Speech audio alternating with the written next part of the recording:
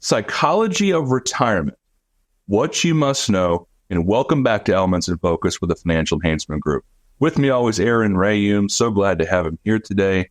And as we go through this topic for your life after work, it's really going to be less about the numbers today and the tactics and looking at the planning and more about what's going on between our ears. So, Aaron, when we talk about psychology of retirement, what is it we're trying to address and what's really causing this topic to be prevalent in our discussion today?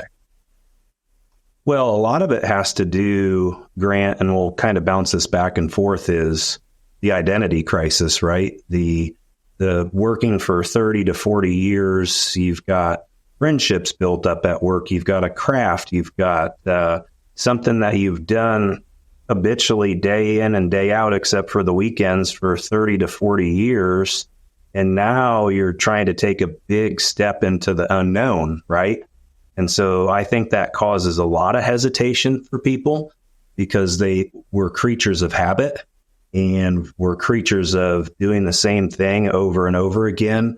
And when we have to make that switch into distribution, it's very tough because all of the things that you've known to do are kind of slowly starting to it's taken away, right? You're not earning a paycheck anymore. You're not saving into a 401k.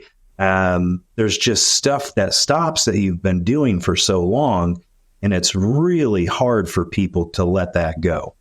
And we're seeing this more and more, Grant, as you said, because the largest demographic of our population is the baby boomer generation, and 10,000 of you all are turning 65 a day for the next number of years. So this is becoming more and more prevalent inside of our practice. And some of the solutions to that, Grant, would be a little bit of math, is figuring out, we talk a lot about standard of living, making sure you know what it takes for you to maintain that standard of living, but also going through a retirement practice year.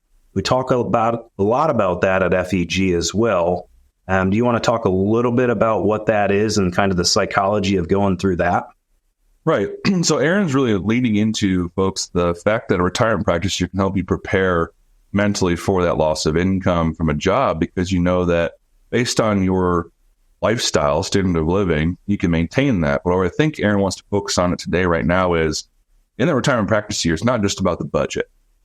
It is about analyzing what you're going to do with time. Now, there are some of you, and we recognize this, who have been counting down retirement for years to the minute, right? And then some of you are also busier than you've ever been before because grandkids, et cetera, and hobbies. But I think that's what we're trying to get into today, is that we're having more and more conversations where our families, kids and grandkids, are farther away, right? They're either out of state or out of country. Maybe there are no grandkids right now in the heirs. And so looking at that situation, that retirement practice year, pick up hobbies. Find things that maybe will help stimulate you intellectually. One of the greatest fears is, Grant, I feel like that when I retire, all my friends are either going to be still at work and I'm going to be sitting on my porch just watching grass grow. Well, there are things that we can do, we can build into that lifestyle that will allow you to engage in hobbies, extracurriculars, et cetera. And then also, this is becoming more and more prevalent for this discussion. And that is, Aaron, we have families looking at communities that are 50 and older, where there's a lot of entertainment pre-programmed for people who are not as outgoing, or maybe it's not really their thing to go out and find people, but they'll engage in things that are pre-planned. So when it comes to psychology of retirement, folks, if you're in the boat where you're wrestling with, do I retire, because you're looking through this lens of distribution and just, oh my gosh, I don't know what I'm going to do. I can't just sit around all day. I recommend a book to you. We talked about this a year ago. It's called The Psychology of Retirement, Coping with the Transition from Work to Home or to Retirement. It's a phenomenal read that'll start that conversation.